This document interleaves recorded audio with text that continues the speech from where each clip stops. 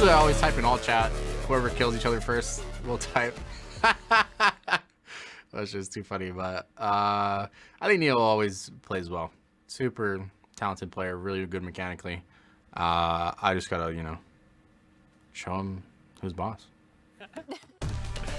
That is the most classically aphromoo quote that I've heard in quite some time. Got to show him who's boss. As promised, it's Dignitas here up against FlyQuest in our 4th game of the day. I feel like at this point, though, aphromoo, again, as a long-standing veteran who's had to play a part in kind of ushering so many different AD carries kind of into the league. Like, yeah, it's not surprising to me that nothing phases him. And he's like, I gotta shut these kids up. I'm talking how to play this game. He's also so complimentary of Neo too, though, right? Like when I interviewed him previously, I was chatting with him just about a bunch of ADCs he's played with, and he's just like, I think Dig are doing really well because Neo's just really expletive deleted good. So, like, you can see it from the That was real-time editing right there. Real-time. Expletive, boom. You can see it from the stats. Like he's actually just been performing really well, and a lot of the focus has been him in team fights, of course, but not a lot has been really said about just how him and Biofrost has been laning, and with the help, of course, of the J4. I keep saying enthusiast, but for sure the enjoyer. The one tricker, no. And River. So like the team's been doing really well early, and a lot of it just has been how good the laning phase has been for this bottom lane.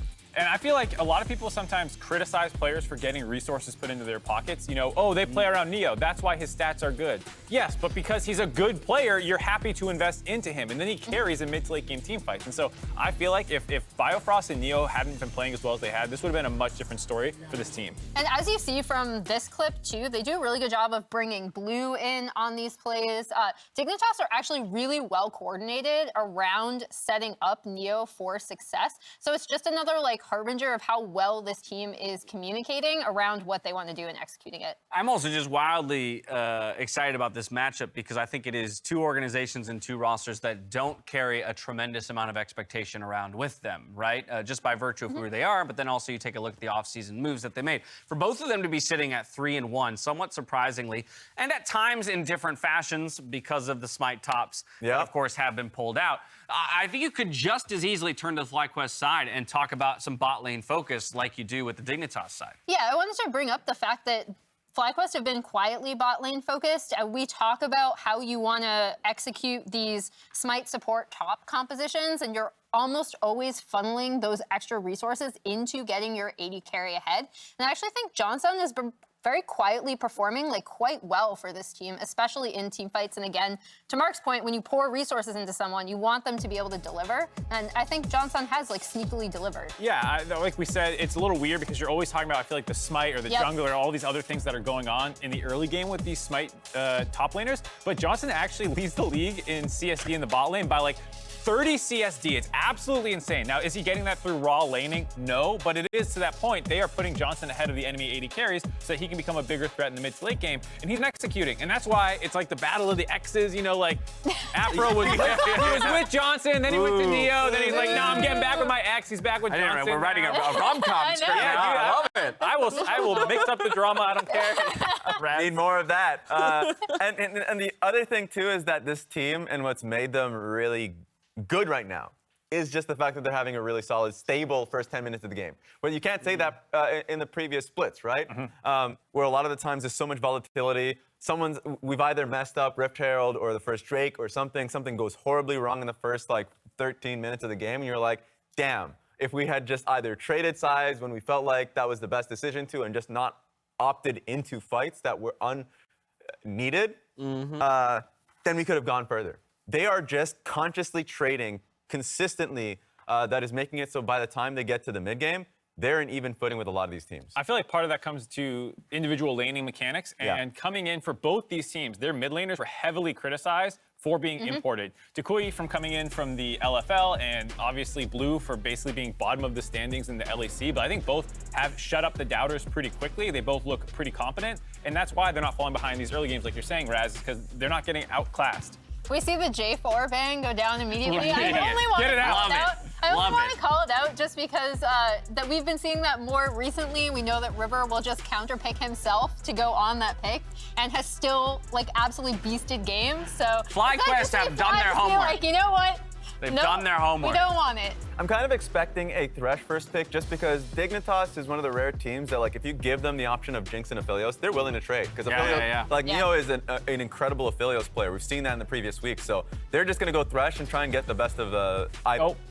I was about to say, they might go Caitlyn Lux, but then it gets banned out as well, because they're Not one of allowed. the few teams that feel like they really exploited Caitlyn Lux correctly. Yeah, they actually know how to, A, get that bot lane ahead, like we talked about, get the push in bot lane, but then also rotate the Caitlyn around to take turrets. I also want to point out, taking away the Karma, not only is she great laning support, but additionally, she could have been part of a Smite support top. And Raz, you thought they might take the trade. I lied. So the Jinx, the Jinx and Caitlyn now off the table. One ban left to go for FlyQuest. They'll remove Hecarim of all things.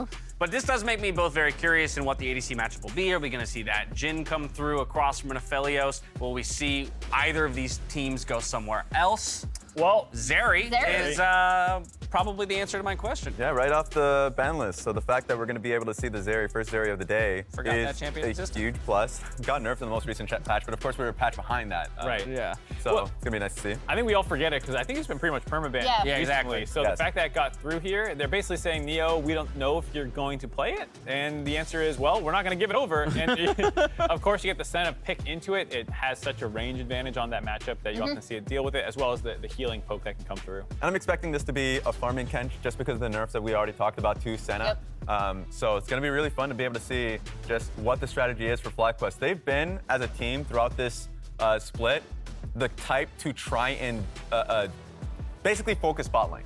Try anything. Bot lane dives. Obviously, they had the Smite top lane, so I want to see what they're going for. I just want to bring up, in the Yuumi hover, Dash is just sitting here absolutely Oh, thank God. his eyes. I mean, there's probably still going to take She something might like that. still get locked in. The Zeri-Yuumi combination is So toxic. absolutely nuts. She just zooms around teamfights. She zooms around the map. Udyr, another pick that is starting Another to zoomy creep champion. in. Yeah. And here we go. The trio of Zeri, Udyr, and Yuumi. is- Gotta go fast. Yeah, they're just gonna be going everywhere. The thing that surprised me was also combined with the Hecarim ban. That feels like some real advanced scouting. I don't know if they, like, River was telegraphing this on his solo queue play or something, because that is not River's playstyle thus far. I was a little confused by that, too. Yeah, he's been a very gank-focused jungler, teamfight focused, and these champions really want to focus on clearing quickly. And that's why it's a little surprising. I mean, Udyr is still team-oriented. He's not going to 1v9 the game. Sure. But that's some smart looking ahead from FlyQuest if this was kind of their read. So, and sussing out perhaps the Yuumi as well, right? Because that's Yeah. a classic champion to be paired up with a Yuumi as well. Yeah, and it's just great to see Udyr kind of make a resurgence. We saw it initially coming in from Is it spot great? 9. Well, it's great until I already it's have the one only Jet pick. on my desk, okay? It's great until I it's the don't- only pick in the I don't meta. need two of them. Per month. So another thing to look out for Dignitas, I mean, they'll always try and put FakeGod on a weak side champion, something like Gragas, and try and just focus more on team fights.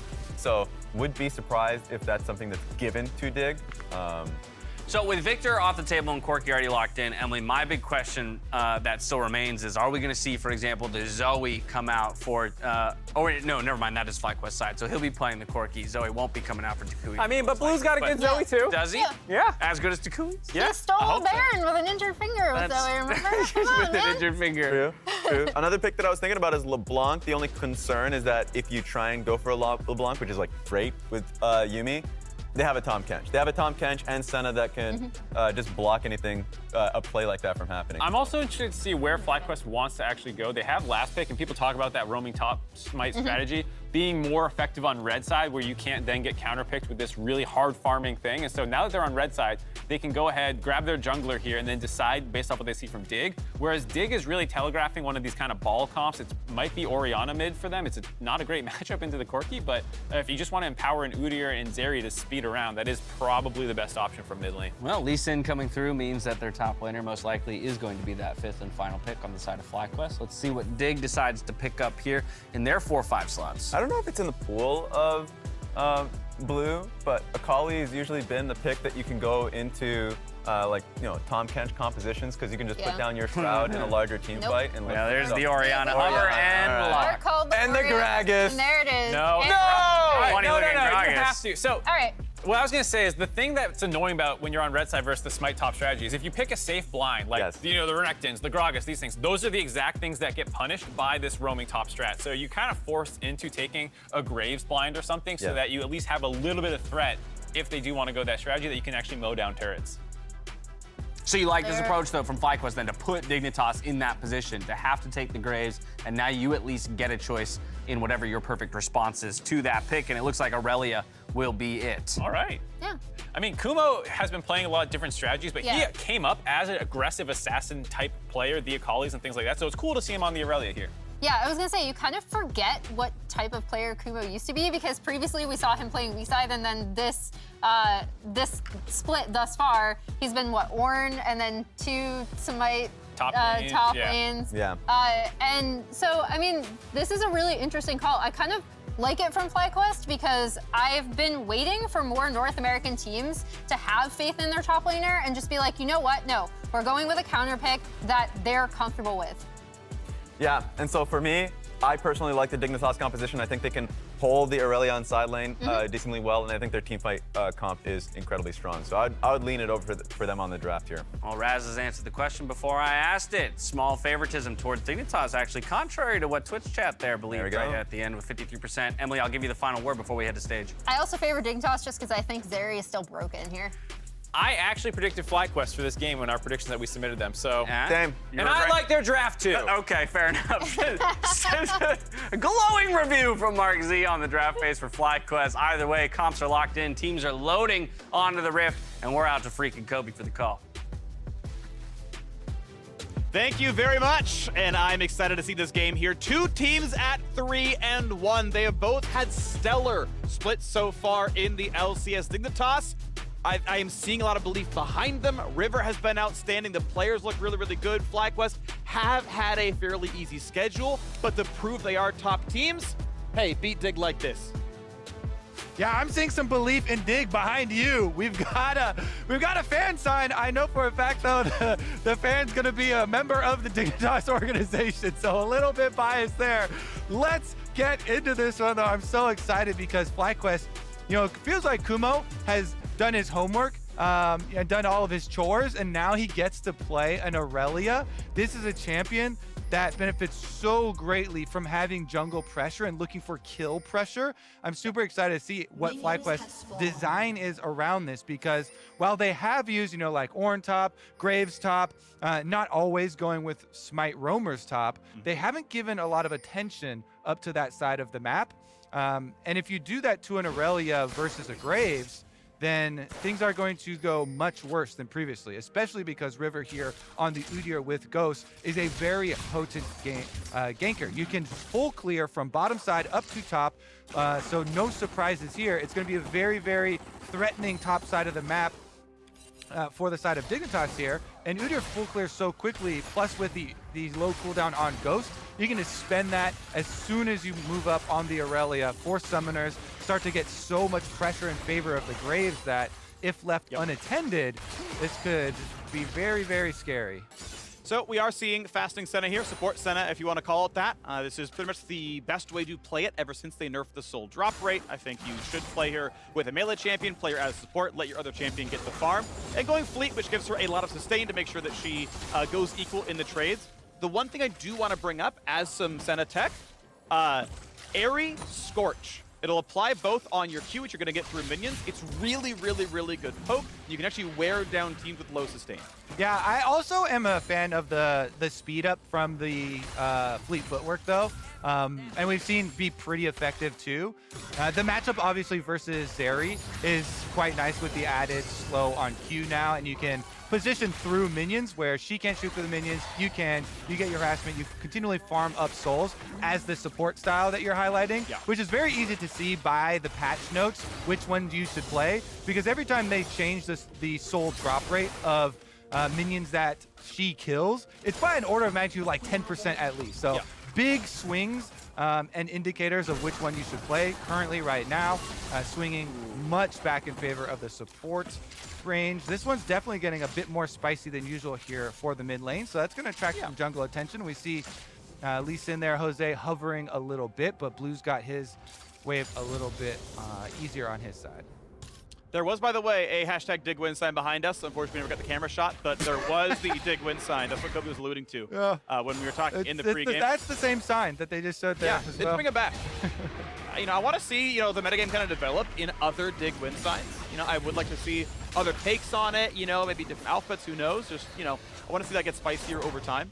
We were seeing toucouille go for some rather aggressive trades, ultimately takes a pretty early recall to get second longsword, burn the TP back in a lane, and Blue's only going to be on tier for this one, so not bad to be on tier, but obviously, you'd love to try to get lost chapter if you can help it. I believe TP cooldown will not be back up by the time you get that much money, so we'll see what it looks like once those come online and if the recalls get any special. And this is something I want to re-highlight for junglers, is the focus on upgrading tier 2 boots, especially for tank-oriented junglers. It is such a DPS clear speed increase because of, yes, the cooldown reduction is so good for champions like Udyr and the majority of tanks, but also the move speed is really, really threatening. That's why you see no hesitation after his first full clear into Scuttle Crab. Go for the deep ward drop off, then recall for your upgrade of your boots, big power spike here, and you can seamlessly full clear again up towards the top side of the map. This is one of the reasons Udyr has come back into the meta. Very prolific for both of the Cloud9 junglers, actually, have both been spamming a bunch of it with the Ghost and power clearing and trying to get that level lead over the more gank-heavy junglers like Lee Sin. So we shall see if, in this case, River is able to do the same and continue on with his very efficient clearing. And you start to look for your invades and stealing away, especially the Raptor camp, because Phoenix is so good at stealing away. Yeah. Want to point out, it is futures market on the Udyr. Kobe, I know they nerfed the boots cost a while ago. I forget if you need 7 camps or you just can't get it all on 7 camps to get cooldown boots. But futures market guarantees you absolutely can, so obviously have to be on that power spike. Exactly, and that's one of the runes that's really play style enabling. So love to see the use here because it really does have a big influence on how he's going to actually operate here. Scuttle Crab on top side too is very good. Second Scuttle Crab gives you full experience, so should be able to control that one as well as move up on a... Whoa, he's actually not sticking around for it. I guess he just doesn't... Okay, cancels recall. There you go, Yep. River. He's going to stay in place with the extra vision as well, secured for the constant pushing for Graves on top side. Where he has to start worrying, though, is this level 6 mark? That's where Irelia starts to have kill pressure, and you have to wonder if Lee Sin starts to get up here, if you get any early vision on him, then, the kill pressure on Graves is actually very real, even with 2 AD champions. Scuttle is the one camp where the gold value scales with respawn, scales with level, so it's worth more and more and more as you do it, compared to, say, like a red buff where the XP goes up but the gold does not. So definitely a really big deal for anyone trying to get into jungle a bit more is the Scuttles are the single most important camp you can take from an income perspective of everything else in the game. Yeah, I mean, the reputation of Scuttle was tarnished a lot in preseason with taking 80% of the experience out of the first spawn. Yeah. But those were the only Scuttles that were hit, so you still should have a very high priority on consecutive Scuttles as they continue to spawn through the game. Obviously, also, it's unique in nature where it doesn't, have any threatening properties, and you can, smite and heal and stuff off of it very, very well. We're already seeing the Yuumi jump on the Udyr.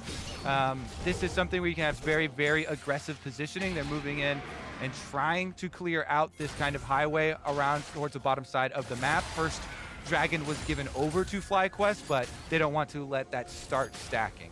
I want to shout out, very smart choice. Johnsun Executioner's calling first item. I think it's actually very intelligent against champions who heal. Keep in mind, Neo has 700 heal. Maybe running for lifesteal runes as well, no guarantee, but obviously there's a Yuumi on your squad, and very frequently Graves buys lifesteal as well. So a pretty relevant pickup here. And we otherwise check in on the lanes. Blue has actually been winning lanes so far. We heard Mark talk about how the lane shouldn't look that good for the Orianna. However, Blue is doing just fine over there. Top lane skirmishes going pretty close to equal. I think Kumo has more to farm. I want to shout out this jump over the back of Baron Pit here from Jose. He's going to get around this ward as well. In position for that level 6 Irelia. Then the ult hit. Ult backwards, kick flash in a range. Flashes away from the ulti. Kumo hit the button. in late and gave FakeGod the chance, and now there's a re-gank. Jose's W gonna be up right now, gets over back towards the wall, Shockwave pulls him right back in, and blue roams and finds first blood in a red. I feel so bad for Jose. He does all this work getting up there to try and play off the Irelia kill pressure. We've been hyping up all game, Phreak, and then they don't get the kill in time. They get roamed on, and he pays for it with his life. That not only is going to be the kill over to blue for the roam on Orianna without giving up the minion wave, by the way, because he had a push, but also the Rift Herald picked up so many rewards for Dig here with just one little bit of counterplay, and the third scuttle also on top side of the map. So well executed just to get around here. They know with the Scryer's Broom being popped, they don't have a lot of time. So you can tell as soon as they do this, as soon as they miss ult, they know they got to get out of there. They start trying to run, but it's just too far away. Stun being used there onto FakeGod means he's got nothing for River, who actually has the stun and walks in there with the Shockwave and even able to give over the kill to Orianna, the best possible position. Quite nice there for Dig.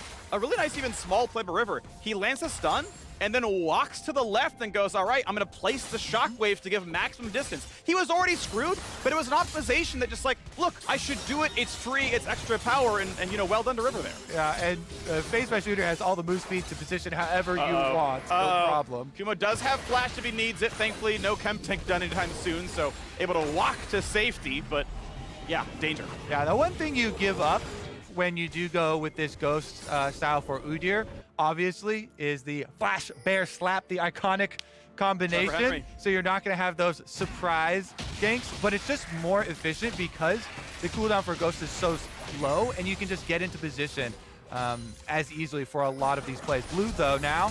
Flash almost gets the root, but a flash to safety from Blue keeps him alive. Nice attempt by Johnsun there on the Senna roam. Not the biggest roam, the best roaming champion. The CC is nowhere near immediate. And doesn't get the bullets. They're just gonna fall off into nothingness, and 2 fewer stacks for Johnsun here. Yep, blue buff remains here on toucouille, though. The accuracy from his rockets as well. The early level ones not doing too much to blue, trying to shrug them off.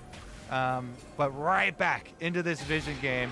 The roams already up towards top side have been effective, and Biofrost working along with River will be able to keep this route clear as well. I will say, though, it's much more, all this vision coverage is about controlling for dragon setups. Senna Tahm Kench is extremely difficult to pull off the ganks. Obviously, aphromoo here has his ultimate, has the Devour ready, and he's got flash as well, so even if Johnsun is up far, he can Devour, and he can keep himself safe, no problem. So, dragon setup done. Yeah. Dragon arrival prepared here for Dig. Should be pretty easy for them to finish this one off. Objective control is a really big component of picking Udyr here. You want to try and snowball off of keeping your experience lead through power clearing and focusing on those objectives. So, getting right back on track. Yeah, looking pretty good right now. Dragons 1-1, gold basically tied. Flag was the momentary lead right now, and as the team comes down, this could be a big play. It's going to be root onto River. This could absolutely be a big play. Ult comes in from Zeri. Ulti across the top. Package hits couple right now. River getting low, and otherwise Neo trying to run away. Tanks the rock as best he can. They're rocking out, and they're going to stay alive for a moment. Will there be a dive, though? They can push the wave in, and they could go for round 2 here once they get the minions down there. But Neo, all the way back to full HP. Thank you to a summoner heal. Thank you to Biofrost, and it's going to be Dignitas staying alive. Yeah, so toucouille, when he arrives, the package, only the tip of it hits River. They didn't actually get to touch Neo with it, and he was still full life. And then he uses the combo with the Frost Bomb on him instead of trying to take down River, who is the one who had sustained damage. So split focus on the damage output. Up in the air whether they still would have actually been able to 100% it and find that kill onto River, but not really focused on the DPS output down there on that play either. Means they don't get anything back for the potential pick on the Dragons. No plays. Sadly, 1-0, tied again in Dragons, and we see TP backing out of the top lane. This is the buffed Blade of the Ruin King on Aurelius. Wants to fight again. Good dodge by FakeGod goes up. And River is here yet again. Be careful, that is a summoner, or a summoned herald. There's the Ruin King trigger, but otherwise looks like that's just 2 plates. And by the way, that is all money going specifically to River. It is not going to be shared towards FakeGod, so Udyr's going to be nice and rich. That's all well and good. And this is the last bit there, but whatever. 320 gold picked up to River. Another 100 for killing the Herald a little while ago. Yeah. So decent surge of money. And you can't be caught waiting around, you know, for opportunities to pop that as Udyr. You got stuff to do, okay? Yeah. You've got a long list of camps to clear for Udyr. Keep up your power clearing is essential for the champion. He goes back after cashing in on the Rift Herald, plus finishing off Gromp, completes the Turbo Chem tank, baby. So this is the first big power spike for Udyr after the boots pick up. Now he's got Turbo Chem tank ready. Yuumi on his back. The engage is so easy to get a perfect Yuumi ultimate. With all the move speed, you can reposition it very, very easily. And with Johnson's flash still not up and then pushed up, this is a prime target. Johnsun afraid of getting jumped on as they realize, okay, this ward's being swept out. I believe it was control ward and sweeper, so they knew they were coming. It wasn't just they attacked the disabled ward. They put that stuff down themselves. So back up, put the haste down, quick ward. Okay, we're pretty safe. Josedeodo's in the pocket. All right, great. We're out of this one, no problem. But how much does Neo get done to the 1v2 in bottom lane right now? Going to be able to get his recall if he wanted it safely. Wants to play for the tower. Keep in mind, plates have now fallen, so towers take full damage, functionally true damage, and it's going to be pretty big hits here as Johnsun gets a couple of shots through. Is going, by the way, towards the Kraken Slayer build most likely. Double longsword plus pickaxe is in that build. I think there are other options you could go for, but that's the build path it looks like anyway. Meanwhile, hunting around here, Jose waiting in the shadows. Big damage to the blue. He's gonna land. That could be a kill. And he just comes right in and knocks him down. Didn't necessarily need the ward hop flash kick. I think the Q follow would have killed, but well done. Josedeodo knocks him down, and now a fight in the top side. Kumo, once again, a great sidestep on the stun. FakeGod playing it well, but will he be tower dove? Channels the W in the face of the ulti, walks away with a health bar lead.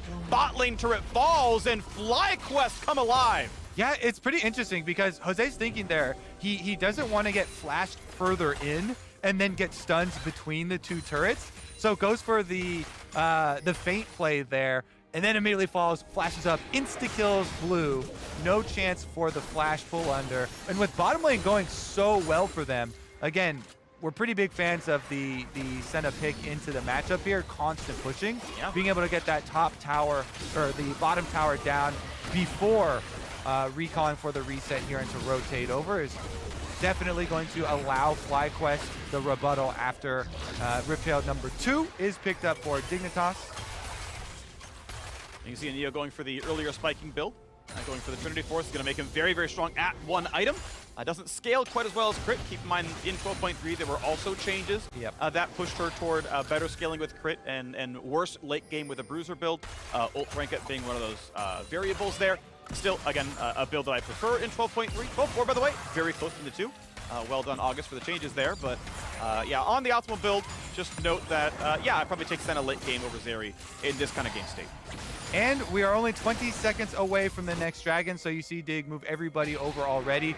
Corki's going back to base right now. Toucouille, don't think he doesn't have a package waiting for him, so it's just going to be a rotation down from the top side, and here we go. Great kick, though. Really no way for to play that one. Always going to be kickable if he's in melee range, but they're trying again for round 2 here, still running really fast.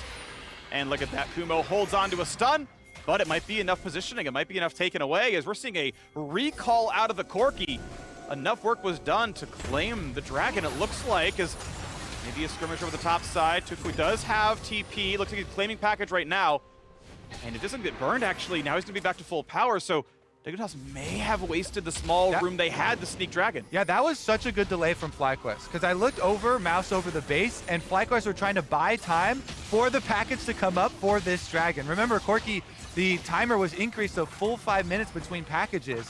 And so they actually buy that time with Jose jumping around in the river, chasing them through. They delay it enough, and as soon as you hear the package picked up, the alert goes out. Dignitas say, okay, fine.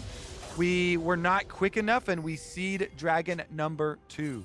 And mid lane tower number 2 may be dropping as well. Corki's already on a flank play with the package. Now was spotted by a ward, so they know he's waiting. There's no chance Dig tries to defend that one. Yeah, that ward, he touched the brush and didn't, you know, kind of clean it away. That turret's going to fall, and you can still go for Neo. Like, legit, I think he's almost killable here.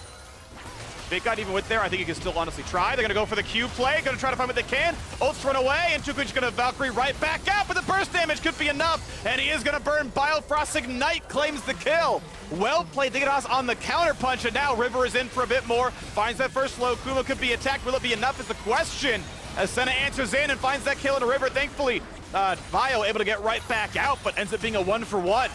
They don't bring the Orianna with this, so they still get fought up and Afro back in. You're gonna try again. It is 4v3. Keep in mind, so this should be possible. Gordon heal works well for Josedeodo. Afro flashes in. Jose follows the Q, and he finds kill number 2. Kill number 3 is gonna be a freebie. Biofrost will die for the blind. He is light. Josedeodo sets up 2 more kills. Dignitas fumble. You see the idea there, Phreak. The call was delay these, force the fight so that I can split push. Orianna does get 2 towers pushed down, secondary tower and inhibitor tower, but it costs them the lives of every other member of their team. That is so much gold. Back over into the hands of FlyQuest, and Jose's the one picking up all the kill credit here. Really, really, really well done. Rocket flip this one's replay. Huge setup here as they close it all out to get these last few kills. Yeah, the original disengage there from Neo was so good with Biofrost. Keeps him up with the heal. They barely have enough damage with the Ignite still ticking. It's the secondary engage here from River, where he takes a lot of damage on the output, and they still had Irelia ultimate, so they focus fire him down. Jose goes back in, they get the execution, and then they're saying, we can stop them. We're gonna force, allow Orianna to keep pushing, but aphromoo. Yep. Bonus player in the LCS, goes for the re-engage, hits the W, and even with the Yuumi healing, they are able to eke out enough damage to find that execute. Jose, these Qs are point and click, Freaky, hits every single sonic wave, and picks up every single kill. Yeah, Executioner first item. Well done, Johnsun. Correct itemization. Afro, you mentioned, turns 30 this year. The man's gonna be, I believe, the first 30-year-old LCS player. Love to see it, honestly. Still got it, baby. Birthday in September, so would have to make playoffs, I believe, to make that one happen, and, you know, walk up to Worlds as a 30-year-old. Sounds pretty good. Josedeodo being his way out, no problem, and FlyQuest on their way to a 4-1 record, tying first if they could win this game. Blue still on the side lane, getting what he can on those lanes, has knocked down, I think, 3 turrets single-handedly. One of them being an inhibitor turret, so a lot of money onto him, which means it's going to be on him a lot to carry these team fights. Yeah, I think FlyQuest are in a really good position now. Double stack dragons because they were able to delay off the other package last time around. They got so much money off these last kills that it's now 2 item leads in. Black Cleaver picked up for Jose. He can help shred resistances even on frontline. It's going to be interesting too because they even have options of picking up the split pusher. You know, Hullbreaker does give you a lot of extra resistances, but if they're able to shred those in the 2v1 with Irelia, that is killable and puts the Grave split push in a little bit more precarious of a position, especially if FlyQuest can control this next dragon. Only 1 minute and 15 seconds, and look at the vision control and all the effort FlyQuest are putting out in setting up this objective. There we go. Mid lane turret a bit low. Dragon number 3 for FlyQuest. If they can make this one happen. 1 minute away. Nice try in the queue. Neo sidesteps it, dodging bullets. See if someone can go to his level. Maybe an AG Smith can make it look a little bit nicer in the sequel.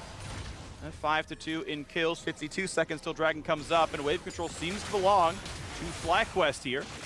Irelia on the back foot top side, takes a pretty weak wave and is going to slowly push it back up now.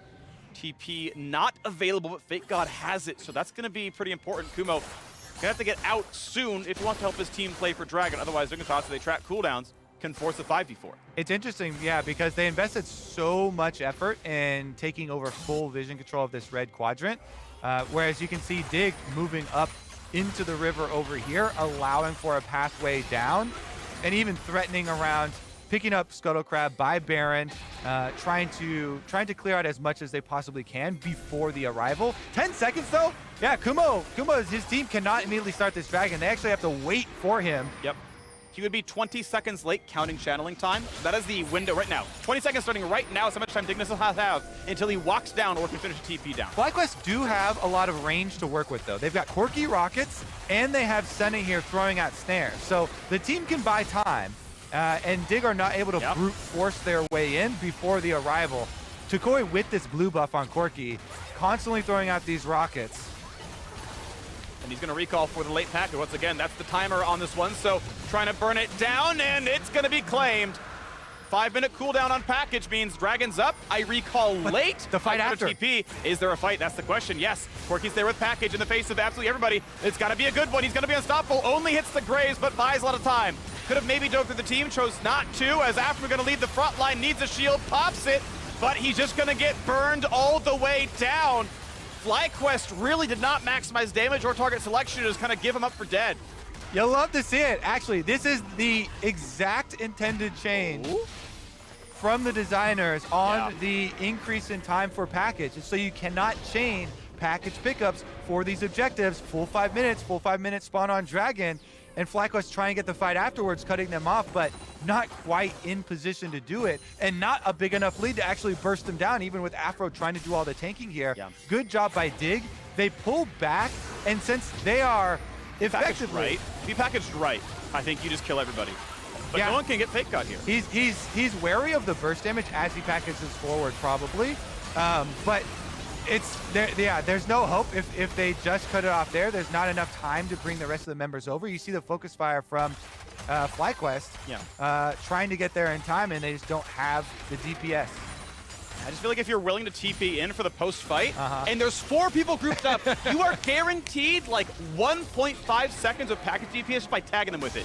That's like 1,000 damage by hitting W once, and you still get Valkyrie afterwards. You're unstoppable during package, you're then out of range, they're CC'd, you get out of range, you have a Hex Drinker. Like, I think that play works 100% of the time. There's 2 kinds of Corkis in this world, Phreak. Yeah, me and bad ones. Yeah, he did have a Hex Drinker as well in inventory for a little bit of extra safety.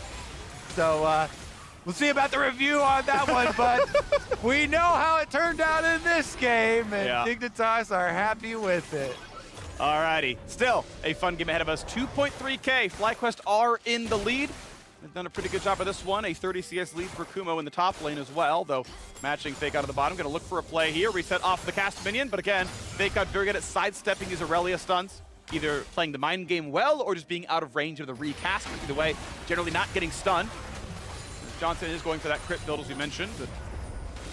Will give him high DPS, lower burst, and now it's the bottom river that they are playing for. Keep in mind, Irelia has control, so if the team can give him wards, that means he won't be gankable down there. And Blue's back to a split push mission, Phreak. This is the hardest split push Orianna we've seen in a while. He's chugging away. He exposed this inhibitor previously, and it's up to FlyQuest to try and send people back. He actually draws 2. This is very, very effective here when you can go split push, force 2 people to answer you like that recall. FlyQuest have to cede entire control of the map here, and that allows Dig to move in and take away so much of this work that FlyQuest just efforted in getting all these wards down. Blue gonna be paid the price here as well with the steal. All right, yep, that is a blue buff taken. Sadly doesn't get to go to blue, but it's gonna go on to river, and that's good enough. Oh God, here we go. We're back to the Who's On First skit. I mean, it was really inspiring. I thought, you know. All right, what about the defense on this turret, though? It's going to stay alive for now. That health bar at half, but I mean, the thing is, FlyQuest do have pretty good wave clear, and Dignitas, I mean, they don't have the most range. Like, Neo's Q is 700 range, so it is still one of the longer range turret hitting buttons. So, you know, Zeri's decent at it. Your E is instant cast. You can kind of play at max range Q, E away from, you know, most meaningful CC. So it's not that hard to play around. The only difficulty is, like, well, Senna's going to auto you the whole time, and you don't want to take more than 2 autos doing that. So if the defense is there, it can be tough to get things done.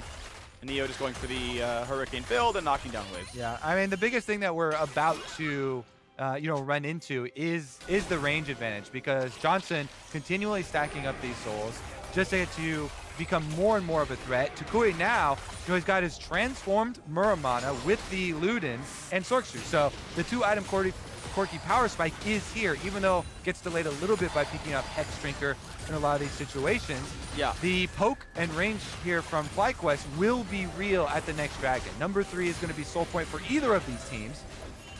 35 seconds left on it, and this time around, toucouille does have Unleashed Teleport still on the top side. You see Blue plays around the fact that he's got absolutely 0 vision, no deep wards. Dignitas have not been allowed to play in the top side of the map whatsoever, so he has nothing to track if someone's coming up to him, so I have to play that wave really far back. And again, you're in this kind of delay game because the package was picked up. Never mind, we have to kick right back out, disengage. The package was picked up after the last dragon was killed, so you have to delay a lot after the arrival of this dragon. And Dig know that if they rush it down, they should be able to get it there. So you see him waiting patiently.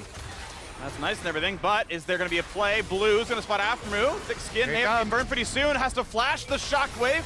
TP now in with package, but they are in for this one. Things should be back up in a second, but Aphro gonna let it regen now instead. Ulti back for FakeGod, wants to stay alive, is able to do so as Kumo puts in a bit of damage, but is holding on to his ultimate. So now it is FlyQuest with the inside track. We know that Johnsun can pump in heals, and toucouille has himself a huge amount of damage. Big one, plus Ludens is half HP off of Neo. That's that 2-item power spike Corki, baby. Level 16 means a lot for him as well. The last rank. Dragon being burned down while the rest of them try and poke. And FakeGod is leading the way in. Should be an easy smite. There we go. Gonna claim it for Dragon number 3 out of FlyQuest. Kicks backward for a double knockup. Is it enough damage? River is low. River cannot jump the wall. And River will die in his namesake. A second kill picked up as Kumo dives in and knocks down Graves. That's Baron. That's got to be Baron as well for FlyQuest. They were out Dignitas. No top laner, no jungler. They got the Dragon already, and they can move on over to the big, bad Baron. Even though Death Cap was in inventory, Dignitas could not find their way in that fight. Pack wasn't even burned there. It was just, they're playing for mid. It was too late to play for Dragon, and the team fight was all screwed. They tried to use Shockwave on aphromoo, who has Flash and is Tahm Kench as well. Yeah. So even best case scenario, that's not super high value. FlyQuest, great punish this time around. They were able to scale their Corki. Big advantages coming from those poke chunks that he gets. Rushing down on the Dragon, but then the team fight afterwards, I mean, there's no hesitation. Jose, he's like, what are you doing inside my Dragon pit? Just look at the turn after they get the objective. He smites it down, then right against the wall with the team split, kick through 2, Q in onto him as well, and Johnson's able to land the snare too, so absolutely demolished both of them. The team was already split. The other 3 were running into their own jungle to come around the backhand side, and it's like, so Udyr and Graves are literally always dead. You might get the smite, but you're losing 2 every single time. It looked weird, miscoordination sadly for Dignitas. What if it was gonna happen for that team at some point? That one looked a little weird, and now Red Bull Baron power play, 2,000 gold lead. FlyQuest should get a lot out of this. This game has big implications as well, with FlyQuest and Dignitas at this cross section in the standings, both sitting 3-1, trying to leverage themselves into the upper standings. Whoever wins this game is going to be in a very comfortable position here in spring, moving past that halfway mark. So FlyQuest looking really promising here, as Baron buff will allow them to easily 4-1 split push, crack the top secondary turret in addition to mid lane taking a bunch of damage here, while they just abuse this extra range with the Corki, with the Senna, very safely harassing, while Irelia finishes up top side turret. Well done. 4-1 split looks really nice. River may be looking for a target, but nothing to be done right now. Looks like Kumo wants to finish an item. Probably has a full completed something. Maybe a Death Dance, maybe a GA, and he can TP back in when he needs to. But right now, well, they've already got the top lane pushed in. So bring the team over, go for the turret. Turret's going to fall, no problem at all. Well done, FlyQuest. Get turret number 6. They are on Soul Point. That's in 2 minutes and change. Barrel timeout by then, but Dignitas in the meantime realize they are not powerful enough to fight against a Baron buff, especially with Graves counter-juggling into the side of the map. So, a few turrets given away. Dignitas know they can't really fight. That's okay. Give up what they have to. They take what they can with a cross map, and with bot lane pushed in, that is now answered by Kumo as well. All right, nice resets here. Get to spend so much money. So many item power spikes, actually hitting 3 items now for the FlyQuest members. Corki fully upgrading Maw, Lee Sin doing the same. That item is really efficient now with the extra buffs. And honestly, shrugs off so much of this magic damage. Yes, there is a little bit of penetration picked up here by Blue. Has the crystal baby item, looking for the Void Staff, but this is going to be FlyQuest right back out onto the field with the Baron. 15 seconds left on it, so it won't sustain for the secondary push here, but easily lets them take control of red quadrant of the jungle preemptively before the Dragon Soul arrives. 115. It's nearly the death knell if it comes through. FlyQuest want to own this bottom jungle. They get rid of most of the wards. They put some of their own down as well. As the shopping comes in, we look for probably a Guardian Angel on toucouille. Couple of souls here for the Senna. Q's through a couple. Thank you very much. Would like a soul count when we get the chance to. I'm going to guess around 80. I got you. We got 142. Woo! That is more than 80. 142 for That's a lot of Johnsun. stats. Feeling nice about his extra range. All right. The observer clicks over, but we've got the inhibitor timer, so we. He's got I don't get enough of program speed. 740 range currently. That's pretty good. That's pretty good. Talk about that abuse. You know, the Corki rockets, he's level 18, fully maxed out. Those things are painful. The Senna extra range comes through too. And look at this. They've established full vision control over that red quadrant leading up to the Soul. So as previously, they had to delay for a lot of these dragon fights, trying to buy time for the package to arrive. But now they've got such a handle on this jungle quadrant that it's very easy for them to ward off Dig. Especially with the vision they've got. And now as River walks in, he's on one of those, and a couple of blue triggers pop. Those decay, and Josedeodo just gets some damage out. Sees, can I force any cooldowns? But once again, it's that same awkward timing. Toucouille's got to take his recall, grab the package, TP back in, and FlyQuest have to sit there, and knowing they're 4v5, knowing they're trying to buy some time, and timer ticks down. 3, 2, 1. Hey, I got it right. That was a guess. And grabs it for the TP to get back in there.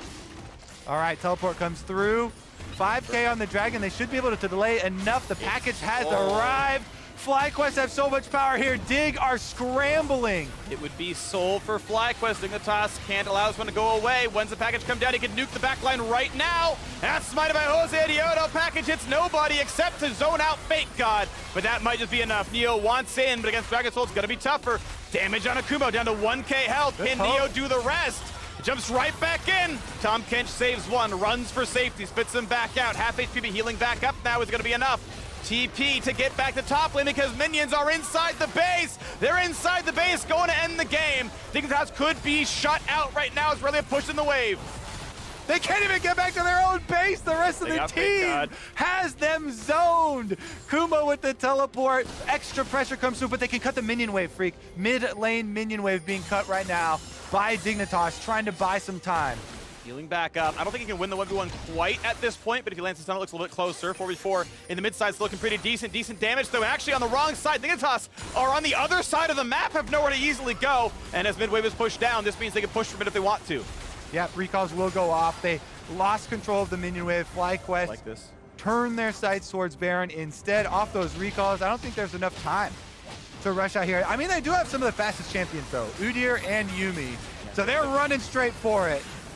They're going to try a blue trigger once again. Reveals what's going on. 10,000 health left on Baron. Burning it as fast as they can. FakeGod's here. River's waiting around. Got to turn. Vision's going to be kind of rough. The blue trinket's going to live for now. So FakeGod actually able to kind of bully his way in and knock this one out. But keep in mind, top wave is still pushing down. Now, no TPs are up for FlyQuest. Aphro could taxi one of them, I suppose. And with his ulti and W, you can get about 1,200 range or so. But Dignitas taking some of the vision back. Josedeodo checks and says, actually, they're on this. So might be a play. Now, blue is in the base taking waves. Can TP if needed. Flash ult comes in for Kumo. Good damage out of FakeGod. Trying to knock him down as he can. Senna will come over the top as well. And now they're going to find that first execution. Down goes Udyr. 5v4 on the map, and FlyQuest with the gold lead. Just take any fight they want. Yep, FlyQuest, the patience here pays off. Sticking around, they cancel recalls multiple times, ward over the back from Jose. They know they've got this game in the bag as long as they don't let a sneak occur. And so they assassinate the enemy jungler. You know, River gets kicked back in. There's no hope for the steal. Just checkmate there from FlyQuest. Nicely done. Well done. Baron number 2 claimed. 7,000 gold lead nearly, plus the Mountain Soul. So much does FlyQuest win this game and keep that tie for first at 4-1. They were the longest running undefeated team. Even after the loss, they stayed in first. They'll keep up with 100 Thieves with the win here. Yeah. Looking really, really good for FlyQuest. It's huge for them. You know, we're approaching 5 games in on Spring Split, and to have only 1 loss for this lineup, which was so heavily criticized, you know, so many components that people are unsure about, and yet they've come together in such a strong way here in spring, showing that they are also not one-dimensional. They have played... Oh, never mind. We might have the engage. Attempted stun. Great sidestep by River. Going to find that first one to Kumo. Channeling the W. Takes absolutely no damage at all, though. And Josedeodo wants in. Has to burn a stopwatch. Not be Shockwave, but can he live? Jumps back and into waiting arms and mouth of aphromoo. Saves his life, but Kumo also has a stopwatch to stay alive. Very, very low health bar. Once again, Jose is in. 2 for 1 so far. What a team fight. And it's time for him to die yet again. He is dried up. And that's going to be at FlyQuest now in the 4 versus 2 to push into the base. Baron buff still on to end the game. They're not done yet. Aphromoo W in lands the Q for the slow, but no chase comes through. Baron buff means they will lay waste to the inhibitors. And that's got to be enough. It took them a while, a 38-minute game, but you have to believe the Dignitas cannot defend this one 2v4. The flash to safety, still attack, still put down. Josedeodo gets another one on the board. 7 kills on the Lee Sin. 100% kill animation. A tower dive to send the message. That's what you love to see. FlyQuest remain in first place. And Jose is in the house. Oh my goodness, absolutely demolished in the face of this Udyr pick that is gaining so much hype. Goes power farm. Jose picks his Lee Sin and absolutely demolishes this game. So many clutch smites, clutch kills from him, even after the gank on top side gets turned around on him, and he has to pay his life as payment for circumventing all of that vision and getting the gank off. They absolutely deserve this win. FlyQuest 4-1, up there at the top. FlyQuest in first place. You love to see it. Well done to the squad. I feel like everyone chipped in a lot there. I thought Kumo looked really, really good on sides as well. That's one thing I always want to see more of in teams, especially it's exacerbated by the Smite top games, which split push means so much to the game's trajectory. But I thought Kumo did a lot for side lane pressure with the Baron. He got things set up really well, allowed that first pivoter to go down. Just, yeah, a big fan of how they played this one out. I think, yes, there were mistakes, you know, things that could have gone better really on both sides there. But FlyQuest felt in control the whole time. Yeah, I mean, they're definitely on an upward trajectory for themselves. Yep. It was so interesting, too, because Dig had been doing a very similar sort of upset of expectations for so many people. And they had to come to a head here on week 3. Definitely an exciting one. Party Bus has a little bit of a bump there. A lot to review as far as especially some of the setup for these objectives. But really well done by FlyQuest, trying to buy time for the package, leverage some of the poke damage as well, and setup. And I'm excited now for the next, basically, and 8. the laughs. They're cracking up over here, glad baby. they're happy. They're winning and they're loving it. Yep. I'm excited for the next 8 games though for FlyQuest because it's going to be tomorrow's games plus Super Week next week. That's going to be the rest of the top teams in the table. They have dodged most of the other 4-1, 3-1 teams so far. So those are going to be tests that's going to mean so much. Is it an 8-1 or a 4-5, right? Like, because it's somewhere in the middle is where that's going to end up, and it's going to look really different based on how those games go. So more ahead for them, of course. But now we're heading over the stage, and LeTigress and FlyQuest Josedeodo for our Verizon post-game interview. Thank you, Phreak. We were just talking about how energized your team is behind us. I mean, what a performance from FlyQuest. Josedeodo, you had such a strong performance yourself individually. What did you make when you saw, okay, Udyr, Zeri coming through, Yuumi, all ready to speed across the map, and you had to combat that? I mean, I knew they were going to ban junglers, but I wasn't like pretty scared of anything. I knew that I have options, like more than 3 picks on 4-5. So we went for the Corki on 3. That I think it was good for us because we were playing kind of to scale, like at one point.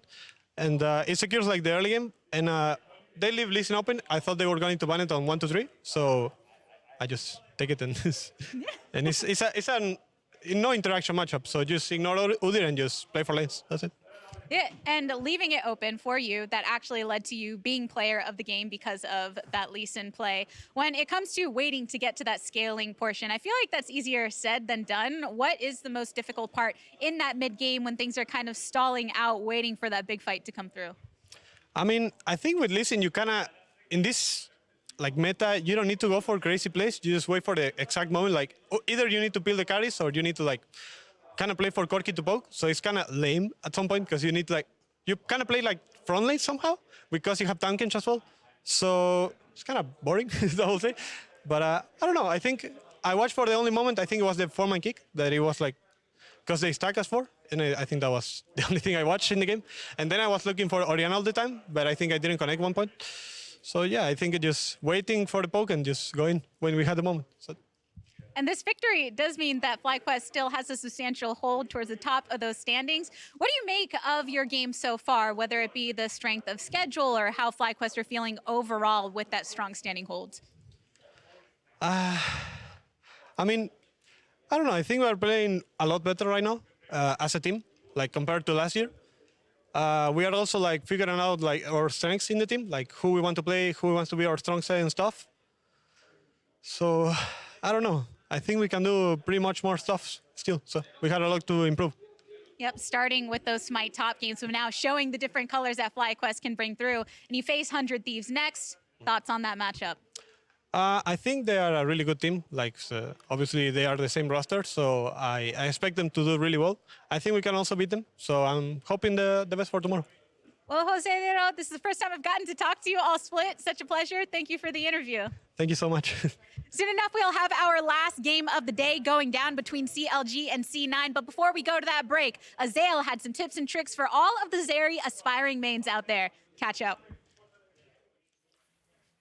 Hey everyone, Azael here for some Zeri tips and tricks. This champion is taking over a pro play and it's taking over solo queue, so let's jump right into it with some flash mechanics. You can Q flash, but because the bullets start coming out as soon as you press the Q, you will lose some bullets doing it that way.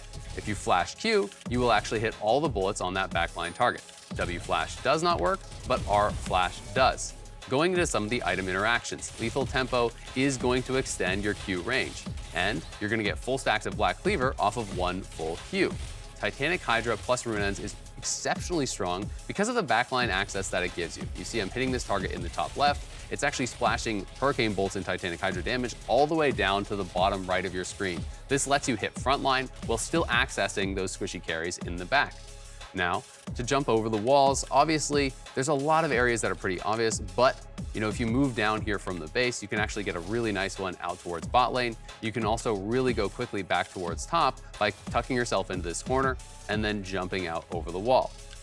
To play safe around top lane and bot, a lot of people are going to utilize these walls, but you can also use the alcoves for a lot of additional safety. You just move again into the corner. For top lane, you kind of want to aim for this torch, and it's going to allow you to jump almost all the way back to the tower. And similarly for bot lane, again, you tuck yourself in this corner, and you're going to kind of aim for this crack right here, and that's going to allow you to jump all the way back towards that tower and keep yourself safe. You can also cast while you are Eing, so you're going to be able to use W in the wall. You're also going to be able to R when you're going over, and you're even going to be able to stay really safe here with some safe recalls because you can cast your recall while you are doing that E. So if you're playing bot side, you can go for a super long dash over a wall and begin that recall. Another thing that makes Zeri exceptionally strong in pro play is your ability to actually check with the empowered W for vision. That fully reveals. So if there's an enemy in there, you're going to be able to see him. But even if you don't have an angle for an empowered W, you can check utilizing your W and Q. If that W passes all the way through the brush, you know there is not someone in it because it is going to stop short if it is actually hitting them. Same thing with your Q. The Q would pass through, but it's obviously going to stop short if it does hit them. You can also utilize this Q to be able to pop plants, to be able to actually clear out vision and hit wards. So it's going to allow you to do that very safely from a lot of range. And it's going to be a really, really powerful tool to stay safe in your games. Hopefully some of these Zeri tips and tricks will help you guys out when you're on the Rift.